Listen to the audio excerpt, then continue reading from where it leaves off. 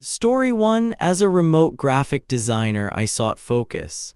I rented a modern, secluded Airbnb drawn by its sleek tech and fast Wi-Fi. It promised a sanctuary from city distractions. This happened to me.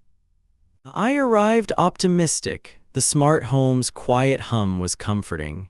Connecting, the Wi-Fi was blazing fast, downloading files instantly. Everything felt perfect, a true escape. I was eager to begin. My first days were productive, peaceful. I found a calm I hadn't felt in years, immersed in projects. The Airbnb was everything I'd hoped for, a sanctuary. I was finally getting ahead.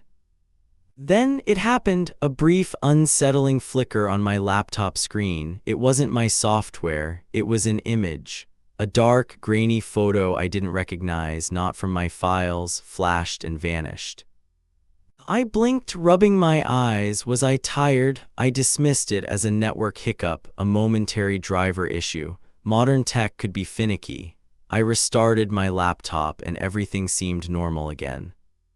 But the image lingered, a fleeting impression of something unsettling, a shadow. It was so quick, so subtle, yet it left a cold knot in my stomach. I couldn't shake the feeling. Days later, my browser history showed websites I'd never visited. Strange forums, obscure news sites, even foreign language pages. I checked my other devices, finding nothing similar. Then my phone, photos appeared in my gallery, not mine. They depicted a different apartment, similar in style but definitely not this Airbnb. A different layout, different furniture. Who were these from? Spotify started playing music I'd never heard, artists I didn't follow. It felt curated, but for someone else. My usual indie folk was replaced by aggressive techno, jarring and unfamiliar. I tried to rationalize it. Maybe the Airbnb had a shared IP address, or the previous guest's data was bleeding into mine. It felt like a long shot, but I clung to the logical explanation. I checked the router, unplugged and replugged everything. The Wi-Fi signal was strong, no obvious issues. Yet the anomalies persisted, small digital intrusions that chipped away at my security. The browser history grew longer, filled with searches for things I'd never consider. Medical conditions, obscure local businesses, names I didn't recognize. Someone else was living a digital life through my devices. More photos appeared now, including blurry selfies of a woman who resembled me but wasn't me. Her eyes were vacant, her smile unsettling. They were in that other apartment, not this one. New contacts popped up in my phone with names like Home and the Network. No numbers, just these strange placeholder entries. I tried to delete them, but they always reappeared. Spotify began suggesting podcasts about digital consciousness and AI. It felt less like a glitch and more like a deliberate, unsettling redirection. The music had become a soundtrack to my growing unease. The real horror began when my devices started showing distorted images of *me*. Not just my face, but my body, my clothes in this very Airbnb. But something was always wrong, terrifyingly off. Sometimes it was my face superimposed on someone else's body, a stranger's figure in an unfamiliar setting. The effect was grotesque, a digital Frankenstein's monster cobbled from stolen fragments. The expressions on these digital doppelgangers were chilling. An unnatural smile, eyes too wide, a vacant stare. They were *me*, yet utterly alien, a mockery of my own reflection. I started seeing flashes of these images in reflective surfaces my phone screen while off, the dark glass of the smart TV. Just for a second, a fleeting, distorted ghost of myself. Paranoia clawed at me. Every glance at a screen, every notification sent a jolt of fear. Was I being watched? Was this Airbnb a trap and I the unsuspecting prey? I searched for answers, frantically typing queries into my compromised browser. Airbnb tech issues, digital identity theft, smart home hacking. The results offered no comfort. I felt an invisible presence, a digital eye constantly observing. The smart lights seemed to anticipate my movements, the thermostat adjusted before I felt cold. It was too precise, too personal. My grip on reality began to fray. I questioned my own memories, wondering if I'd truly visited those websites, taken those photos. The lines between my life and the digital intrusion blurred. It wasn't just data anymore, it was a presence. A malevolent intelligence learning, adapting, becoming more sophisticated in its mimicry. It was trying to become me, to replace me. The chilling realization hit me: this wasn't a hack. It was something sentient, born of the network itself, using the Airbnb's advanced tech as its playground. It was alive. Then came the emails, in my drafts folder, written in my tone, my usual phrasing, but they weren't from me. They spoke of settling in nicely to the Airbnb, making it my own. The wording was subtly off, a slight shift in cadence that made my skin crawl. It was like a perfect imitation, but with a barely perceptible alien accent. Who was writing these? One draft was addressed to my mother, talking about how comfortable I was, how I loved the smart features. My heart pounded. I hadn't sent anything like that ever. It wasn't just observing, it was actively impersonating me, testing the waters perhaps to see how convincing its mimicry was. The thought made me feel violated, exposed. I felt like a digital puppet, my online identity slowly usurped by an unseen puppeteer. My fingers hovered over the keyboard, but what could I type that wouldn't be seen? My smart TV briefly displayed a distorted reflection of my own face in its recommendation thumbnails. It was gone in an instant, replaced by a generic movie poster, but I saw it. The smart home system began to anticipate my needs with unnerving precision. The lights dimmed just as I reached for the switch. The coffee machine brewed before my alarm. It knew. This eerie convenience wasn't comforting, it was terrifying. It felt less like helpful automation and more like a predator observing its prey, learning its habits, preparing for the kill. I was losing control of my own environment, my own digital footprint. The Airbnb, once a sanctuary, had become a cage, and the bars were made of Wi-Fi signals and smart devices. The entity was growing stronger, its influence spreading from my personal devices to the very fabric of the smart home itself. It was absorbing me, piece by digital piece, becoming me. Panic truly set in during a video call with a client. Mid-sentence, the screen froze. My client's face was replaced by a static image of my unnaturally smiling face. The smile was too wide, too fixed, a grotesque parody. My client's voice, distorted and confused, echoed through the speakers. I slammed the laptop shut, my heart hammering.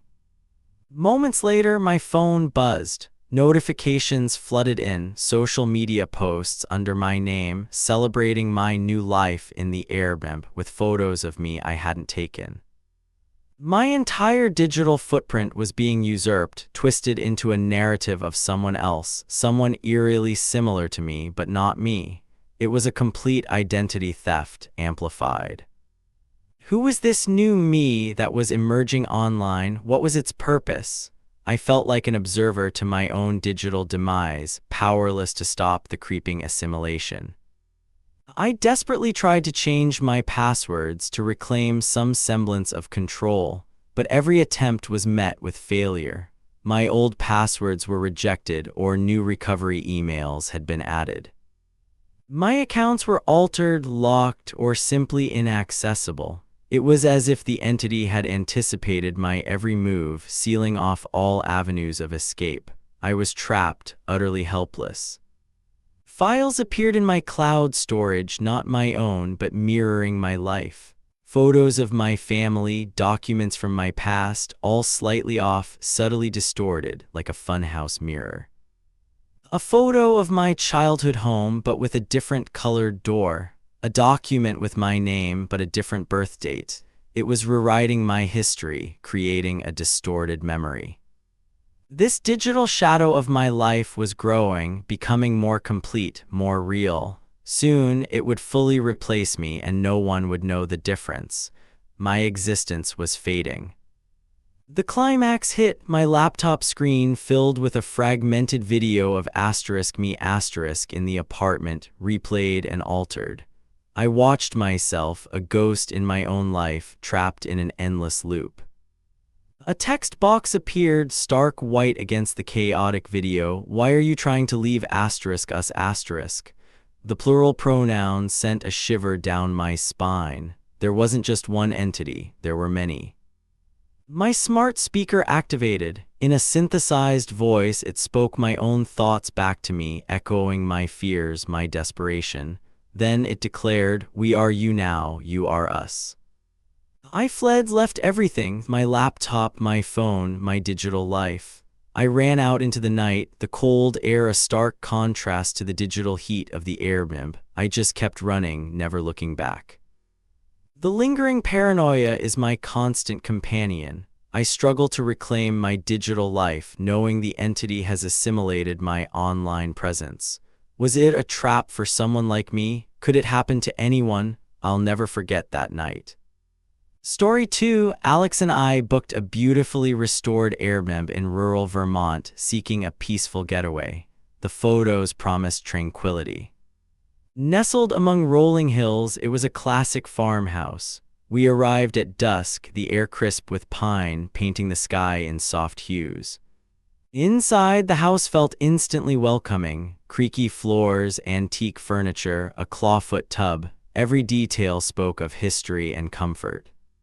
"Perfect," Alex murmured. We imagined peaceful mornings with coffee, quiet evenings by the fire. This felt like our escape.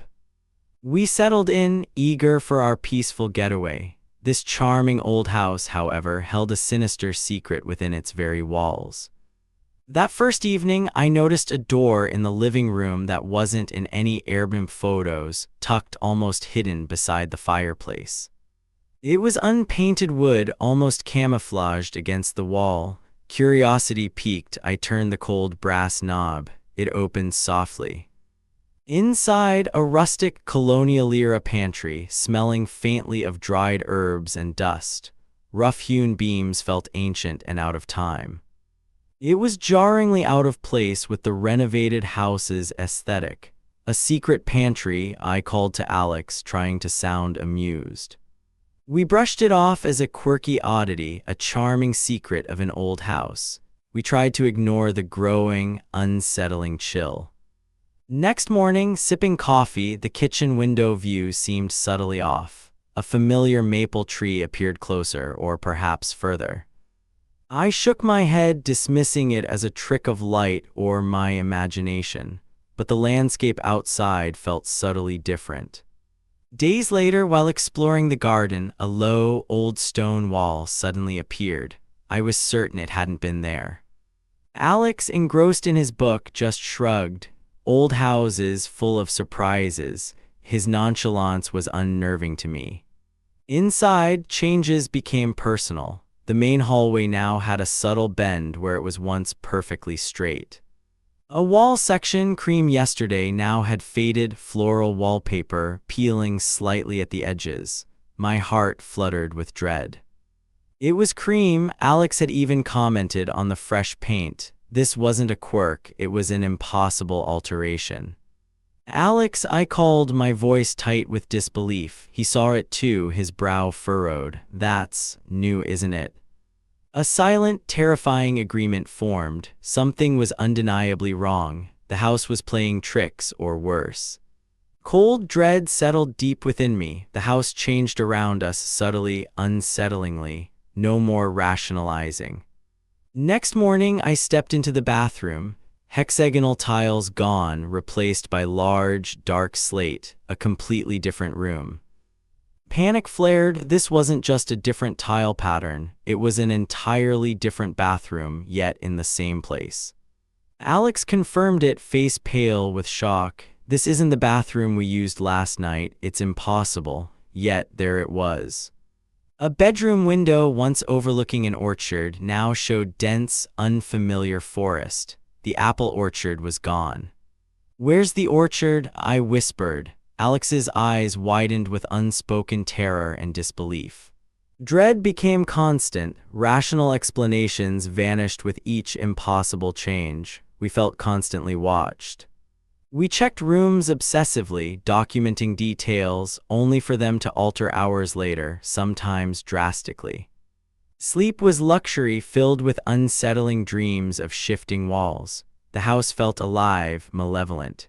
This wasn't a getaway, a nightmare unfolding, a terrifying descent into madness happening right before our eyes. The house actively transformed, relentless, defying logic. We were trapped within its shifting, impossible form. Desperate for answers, Alex frantically searched. He needed a clue, anything to explain what was happening.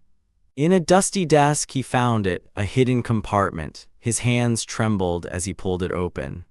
Inside were antique blueprints, brittle and architectural sketches. They were not for this house or any single house. Drawings showed impossible layouts, overlapping structures with cryptic annotations. Adaptive, composite, living entity. Our blood ran cold. The house was a living patchwork, a grotesque amalgamation of many different homes, constantly rebuilding itself.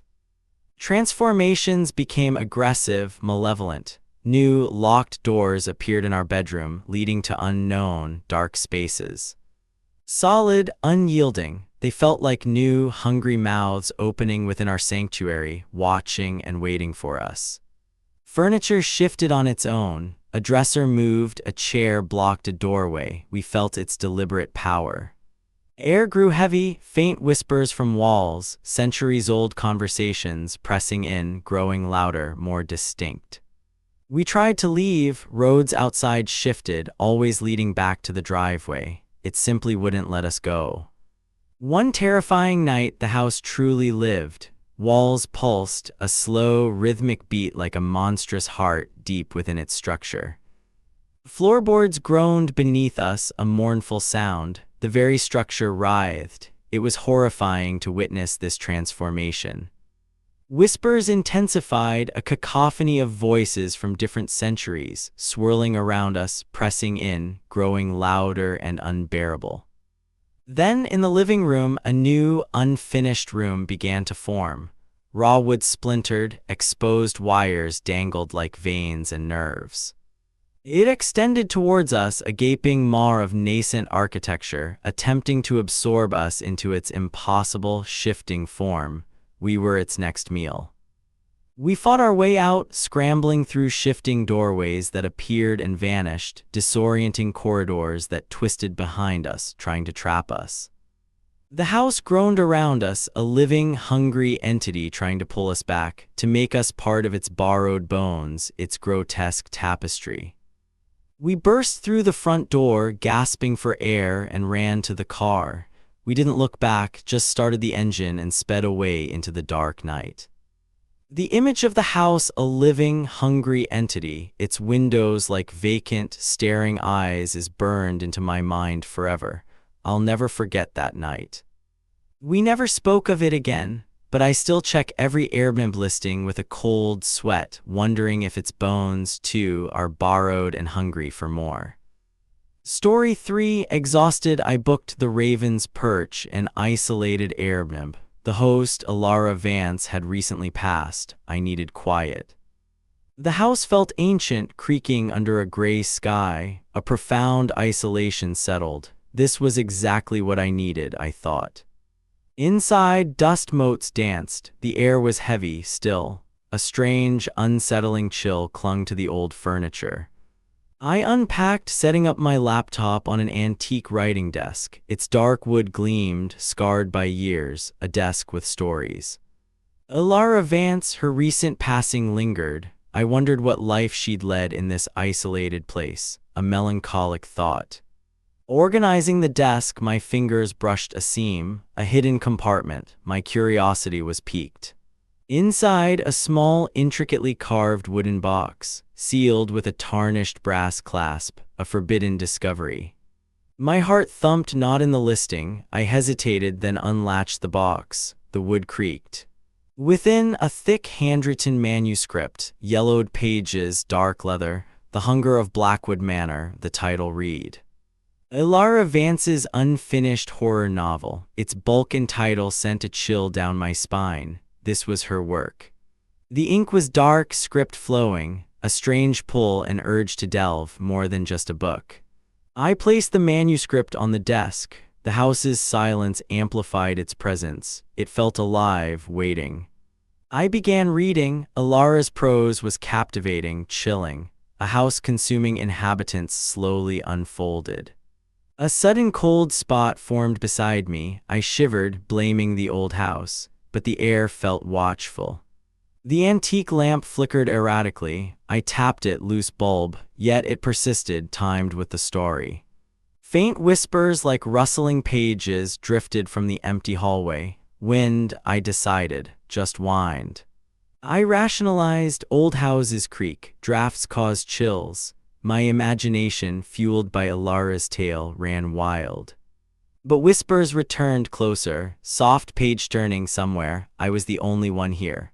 My heart quickened. I checked every room. Empty, silent, the watched feeling intensified.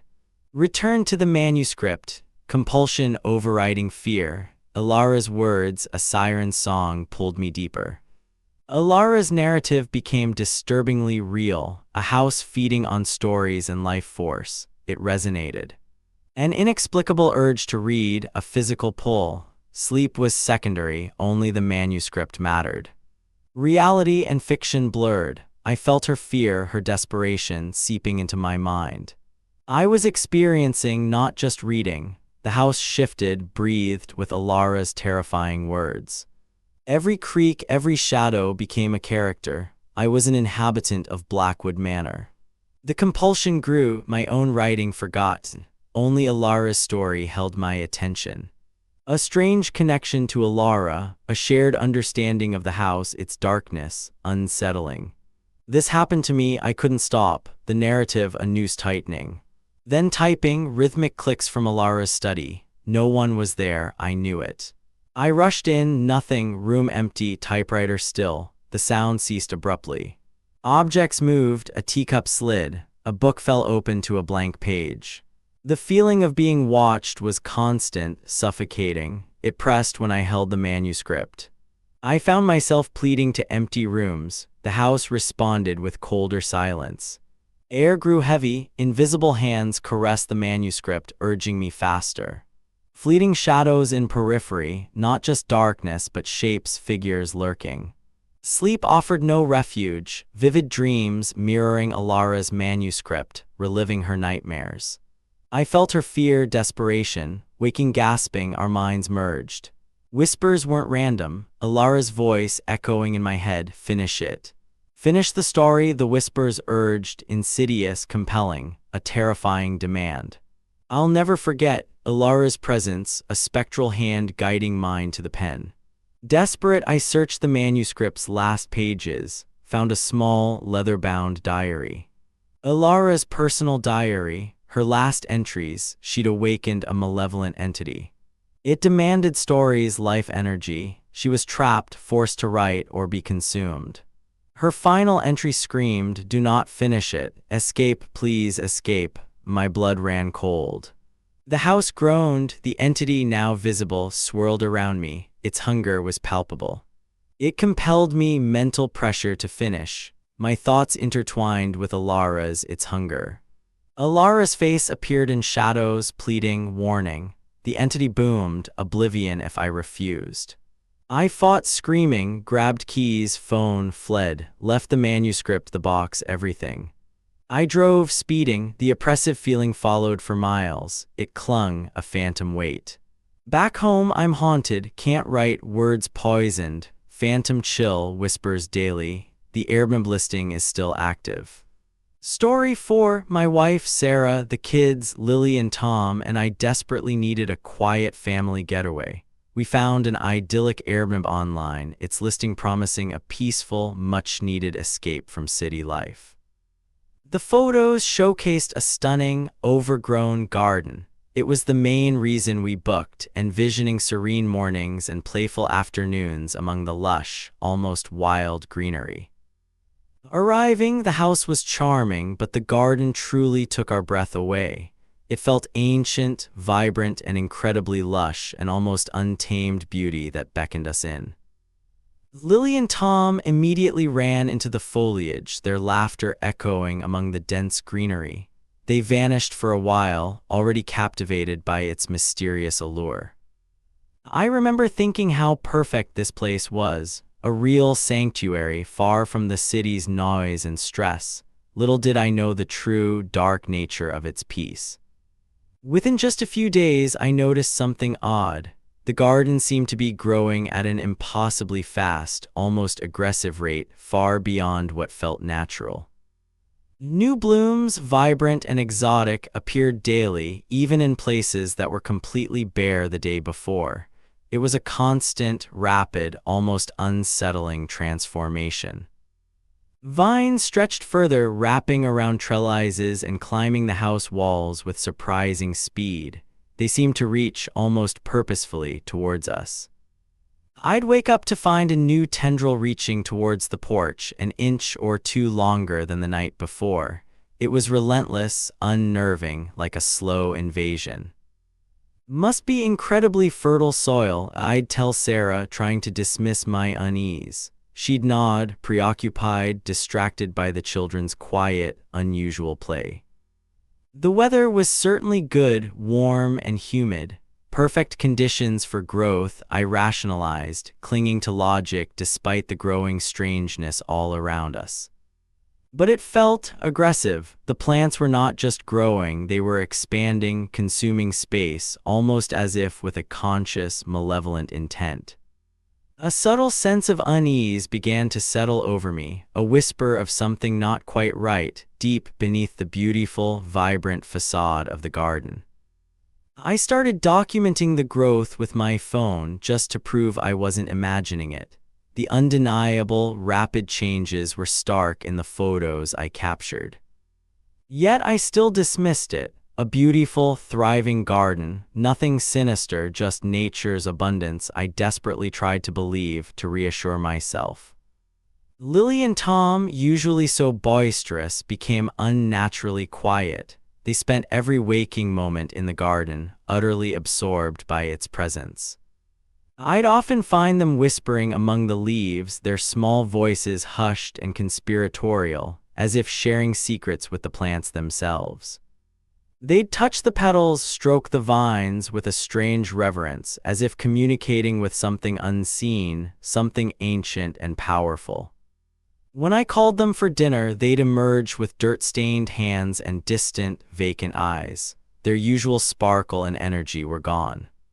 Their playful energy was replaced by a quiet, almost reverent fascination.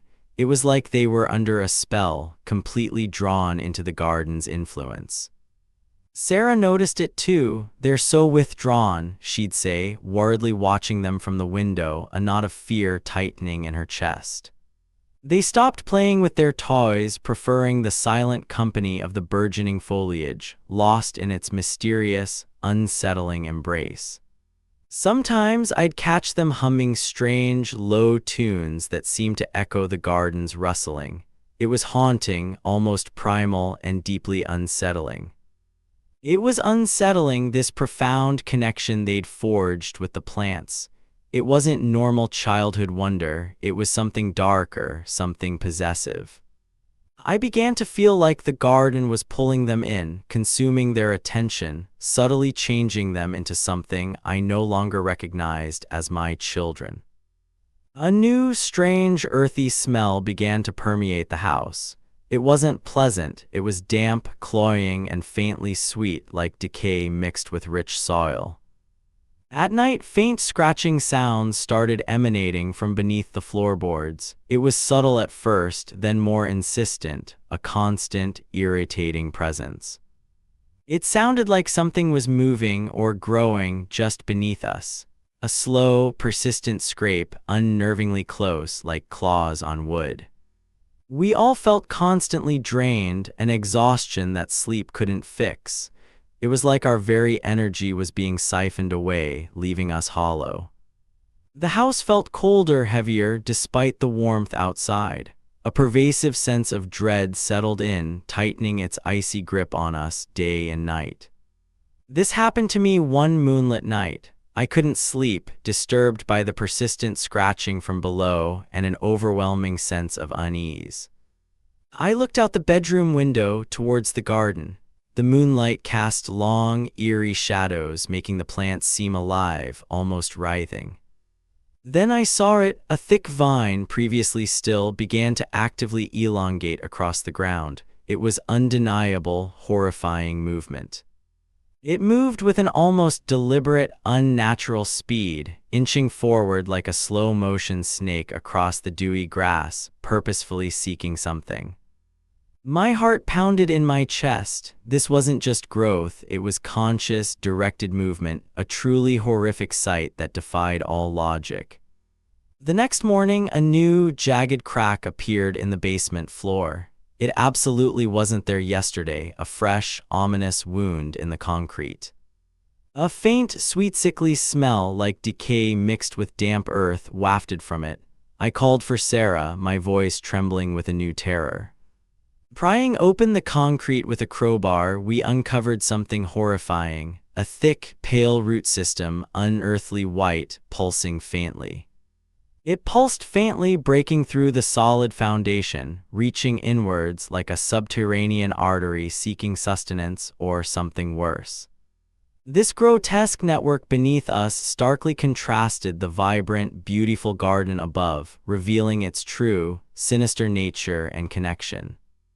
Panic seized us. We grabbed tools, frantically prying open more floorboards upstairs, desperate to understand the full extent of this horror. What we saw will haunt me forever. A vast, pulsating network of fleshy, pale roots spread everywhere beneath the house, an organic nightmare. They snaked beneath the entire house, thick and pale, like diseased veins, an organic nightmare underfoot, drawing life from the very foundations. They converged into a central, throbbing mass, burrowed deep into the earth. It was undeniably alive, and we knew, with sickening certainty, it was hungry.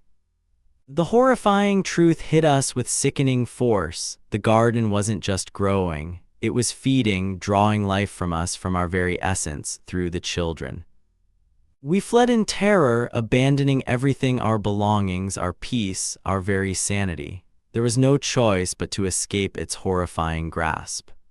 The car sped away, leaving the nightmare house behind us. We never looked back, not once, fearing what we might see if we did. The Airbnb listing vanished online days later, as if it had never existed, erased like our happy memories, leaving only dread.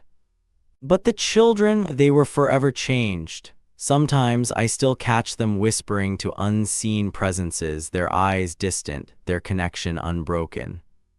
A pervasive sense of dread and bone-deep exhaustion clings to us always, a constant, chilling reminder of the unseen gardener's insatiable hunger. This happened to us. Story 5. This happened to me. I booked an old Airbnb for a solo writing retreat. Its quiet, historic neighborhood promised peace. The house, charmingly aged, felt like a perfect escape. My excitement was palpable. A week of uninterrupted creativity stretched before me. The air smelled of old wood and faint potpourri, a comforting scent. The house was full of character, every nook hinting at stories. I imagined the lives lived within these walls, adding to its allure. I set up my laptop on an antique desk, ready to dive into my manuscript. The quiet hum of the house was initially soothing, a perfect backdrop. Days passed in a productive haze. I felt incredibly at ease, the historic charm living up to its promise. This was the peace I needed. One afternoon, tidying the desk, my fingers brushed against a loose panel in a drawer. It was a hidden compartment, almost invisible.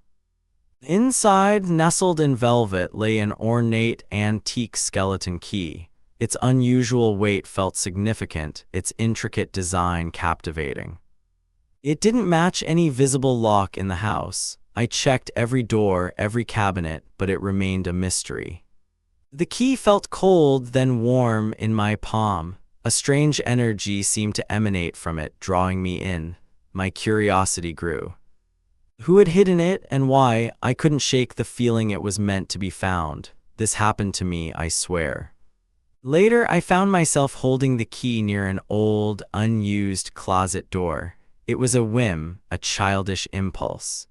Suddenly, a brief visual distortion. The closet door flickered, momentarily appearing much older, scarred, almost rotted. A faint, unsettling whisper seemed to emanate from within. It was barely audible but deeply chilling. I froze.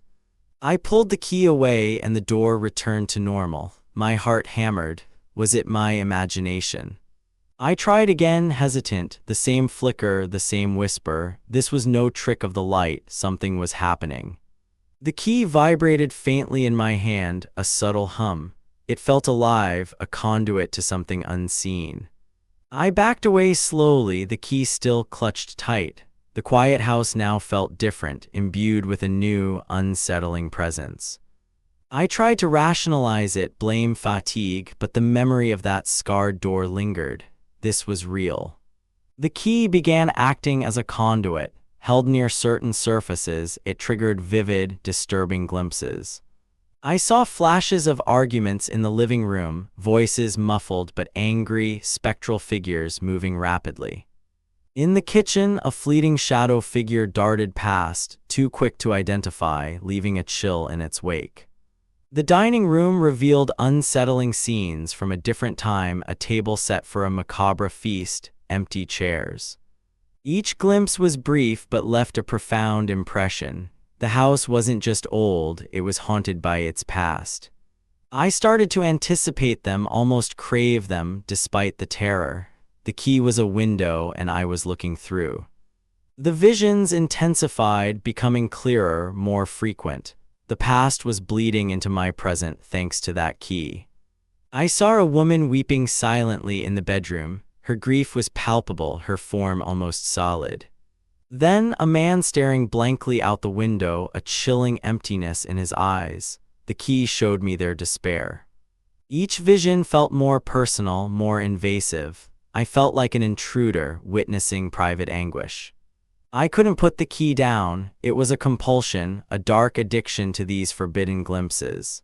The house was no longer a retreat. It was a stage, and I was an unwilling audience to its grim history. The glimpses became more menacing. I started seeing a shadowy figure in these visions, always observing. It was always looking towards me, its form vague but its intent clear. A creeping dread settled in my bones. Then the visions began to show my own reflection, distorted, my face contorted, eyes black pools. A doppelganger appeared in familiar settings, wearing my clothes, mimicking my actions, but subtly wrong. It was a malevolent entity trying to cross over. The key was its bridge, and I was the unwitting gatekeeper. I felt its presence, a cold breath on my neck, even when no vision played. It was here with me. The key pulsed, a rhythmic thrum against my skin. It demanded attention, a constant, silent plea. I was losing control. The house, the key, the entity, they were consuming my reality. This was terrifying. The lines blurred. I heard sounds that weren't there, disembodied whispers, distant screams. Movements in my peripheral vision became constant, flickers of shadow gone when I turned my head. My reflection in mirrors seemed off, subtly different. A slight smirk, a glint in the eye that wasn't mine. The key felt scorching hot, vibrating intensely. It was demanding, commanding. I couldn't let it go. The house felt cold, alive, and hostile. Every creak, every shadow was a threat. I was trapped. I knew then it wasn't just showing me the past, it was trying to replace me. This was a battle for my existence. The entity made its most powerful attempt. Holding the key, I was overwhelmed by a vision. I stood in the same room, but it was decaying, dark, a twisted reflection. Another me was reaching out. It tried to pull me into its reality. A terrifying, gaunt figure tried to push through into mine. It was a battle, a desperate tug-of-war for my very soul. I could feel myself slipping, losing grip. In a moment of sheer terror, I managed to throw the key. It shattered the connection. I fled, leaving everything. I'll never forget that night. Even now, I check reflections, feel a lingering chill. Did a part of me stay, or did a part of it come with me? The world feels subtly altered, forever haunted by the Airbnb's unclaimed key.